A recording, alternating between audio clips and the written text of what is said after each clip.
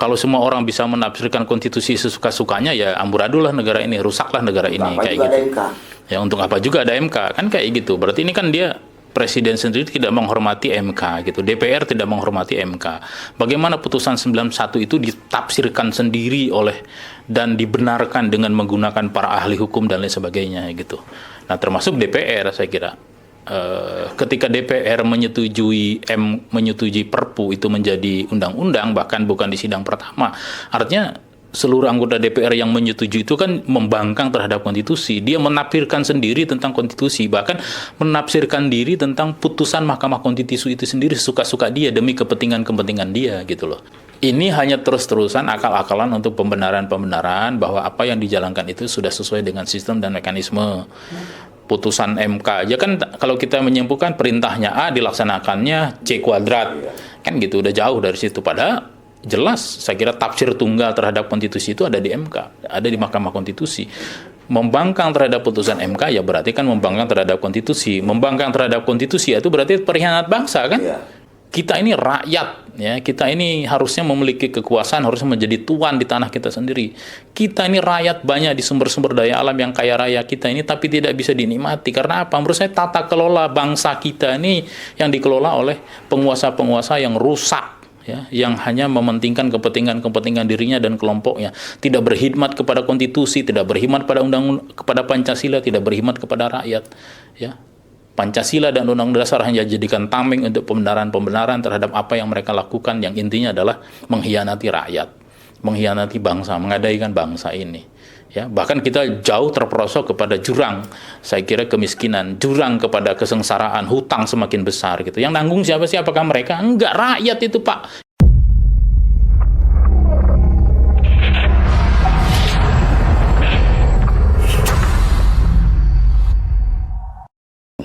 Silakan Bung Rudi. Apa nih Pak? Terkait masalah hari ini kan jadwal kita kan mendengarkan kesaksian dari DPR. Jadi kita ingin mengetahui sebenarnya alasannya DPR itu menyetujui Perpu jadi undang-undang ini apa gitu loh.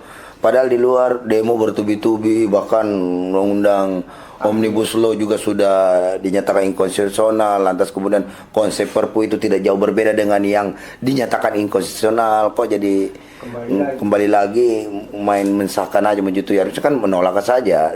Kita pengen tahu ini seperti apa ini menurut Bung Rudi. Ya, jadi hari ini kan kita akan agenda lanjutan sidang ya, perkara nomor 54 ya kita ya, nomor 54.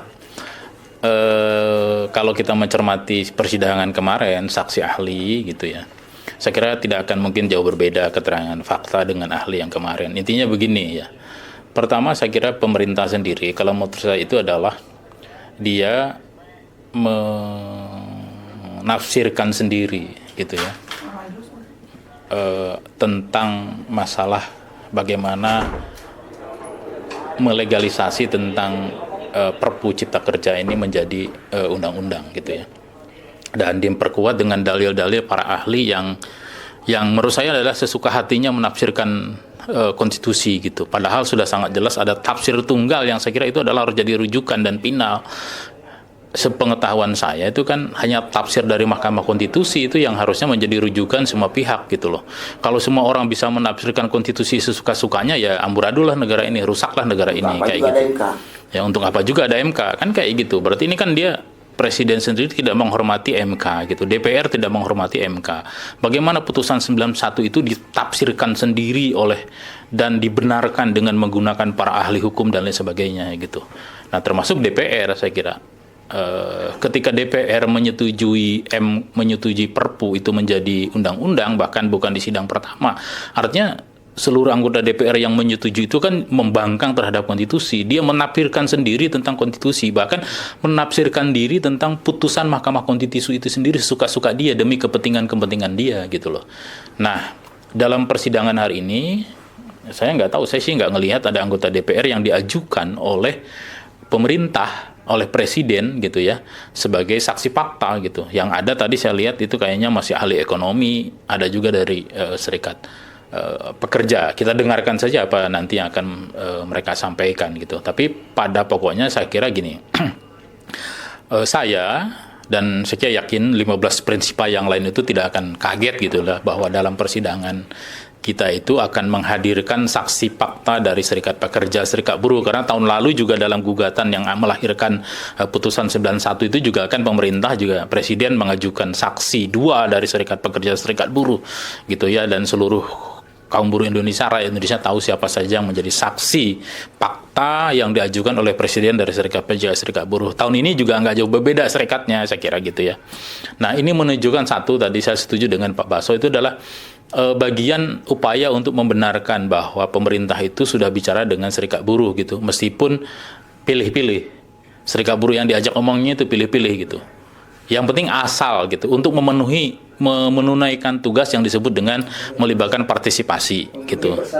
Memenuhi syarat dasar pemenuhan dalam proses undang-undang gitu. Tapi substansinya nggak ada. Padahal pemerintah sendiri, bahkan Menteri Tenaga Kerja sendiri ini yang sangat aneh, Pak. Kan saya bilang, kalau mau libatkan serikat buruh itu ya semua serikat buruh, kan semua serikat buruh nasional itu tercatat dan Menteri tahu. Ngapain Menteri Tenaga Kerja itu meregistrasi semua serikat buruh? Ngapain Menteri Tenaga Kerja itu ada LKS Tripartit Nasional gitu loh? Ngapain ada federasi-federasi yang tidak terkoperasi tapi nggak pernah diajak bicara secara terbuka gitu? Seperti yang kita ketahui, tiba-tiba sekarang ketika ada putusan dari ILC atau International Labour Conference ILO Juni lalu, pemerintah sibuk.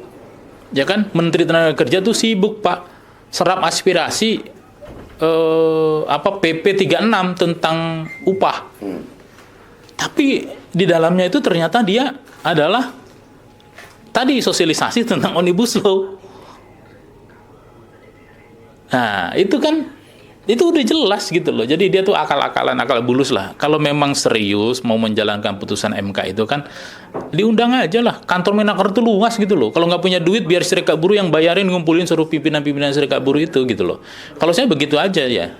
Jadi menurut saya ya memang ini hanya terus-terusan akal-akalan untuk pembenaran-pembenaran bahwa apa yang dijalankan itu sudah sesuai dengan sistem dan mekanisme. Putusan MK aja kan kalau kita menyimpulkan perintahnya A dilaksanakannya C kuadrat kan gitu, udah jauh dari situ. Padahal jelas saya kira tafsir tunggal terhadap konstitusi itu ada di MK, ada di Mahkamah Konstitusi. Membangkang terhadap putusan MK ya berarti kan membangkang terhadap konstitusi. Membangkang terhadap konstitusi itu berarti pengkhianat bangsa kan. Jadi nggak usah ngomong keluar-keluar jaga NKRI harga mati, Pancasila, Undang-Undang Dasar 45, tapi praktek-prakteknya itu nggak ada yang dijalankan oleh mereka. Justru jadi jualan untuk pembenaran apa-apa yang dilakukan untuk melakukan kejahatan terhadap rakyat, mengkhianati kedaulatan bangsa, mengangkangi apa yang kedaulatan bangsa gitu. Itu menurut saya gitu ya. Jadi sangat menyayangkan gitu. Ya kalau saya dalam persidangan sekarang kita lihat aja. Kita kan sudah dikatakan, kita tidak akan mundur gitu. Kita akan maju terus gitu loh.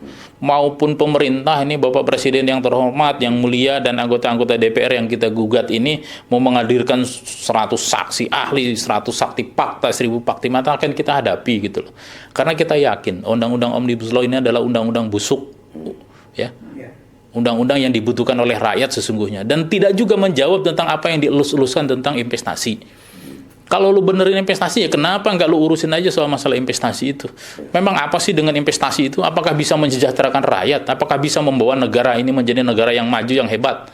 Nggak ada, Pak, gitu. Justru negara ini akan maju, akan hebat itu dengan ketika berani membangun dengan kekuatan kita sendiri, membangun dengan kekuatan daripada sumber daya tenaga produktif rakyat itu sendiri, sumber daya alam kita sendiri. Kalau sekarang investasi semuanya sumber daya alam kita dikeruk gitu. Saya bukan anti terhadap investasi, tapi investasi yang macam mana Bu dulu. Kalau yang cuma mengeruk sumber daya alam, merusak lingkungan gitu ya, memeras, menghisap tenaga kerja murah di Indonesia gitu ya, buat apa gitu loh. Kita ini rakyat ya, kita ini harusnya memiliki kekuasaan, harusnya menjadi tuan di tanah kita sendiri. Kita ini rakyat banyak di sumber-sumber daya alam yang kaya raya kita ini, tapi tidak bisa dinikmati. Karena apa? Menurut saya tata kelola bangsa kita ini yang dikelola oleh penguasa-penguasa yang rusak, ya, yang hanya mementingkan kepentingan dirinya dan kelompoknya, tidak berkhidmat kepada konstitusi, tidak berkhidmat pada kepada Pancasila, tidak berkhidmat kepada rakyat, ya. Pancasila dan Undang-Undang Dasar hanya jadikan tameng untuk pembenaran-pembenaran terhadap apa yang mereka lakukan, yang intinya adalah mengkhianati rakyat. mengkhianati bangsa, menggadaikan bangsa ini. Ya, bahkan kita jauh terperosok kepada jurang, saya kira kemiskinan, jurang kepada kesengsaraan, hutang semakin besar gitu. Yang nanggung siapa sih? Apakah mereka? Enggak, rakyat itu Pak. Kita ini, anak cucu kita ini yang harus nanggung hutang itu. Nah, menurut saya di situ gitu. Ya, saya kira itu Pak Daeng. Terima kasih.